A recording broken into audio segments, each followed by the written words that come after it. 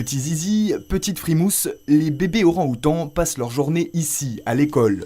Leur terrain de jeu, une structure faite de bois et de lianes en caoutchouc. Objectif, quitter le sol, apprendre à grimper et à se déplacer dans les arbres. Ces 7 bébés ont passé les premiers mois de leur vie enfermés dans des cages posées au sol ou enchaînés. Au contact des hommes, certains d'entre eux ont oublié qu'ils sont des singes. Ils doivent apprendre à devenir ce qu'ils sont.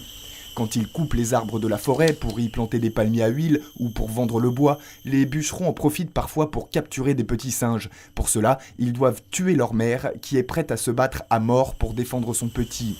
À Ketapang, les équipes de l'association internationale Animal Rescue prennent soin d'une 50aine d'orang-outans. En indonésien, ces 2 mots signifient « homme de la forêt ».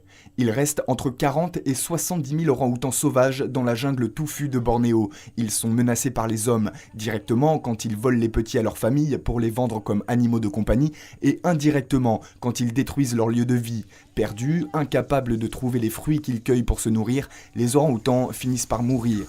Ceux-là ne risquent plus rien. Chaque matin, les 24 adolescents du centre quittent leur cage. Portés par les soigneurs ou transportés dans des brouettes, direction la forêt, c'est le surnom de cet espace, grand comme 24 terrains de foot. Ils sont en semi-liberté et plutôt turbulents. Melky me renifle et mordille mes genoux. Je meurs d'envie de le caresser, mais c'est interdit. Ces singes doivent apprendre à nous détester. Plus ils se détachent des hommes, mieux cela vaut pour eux.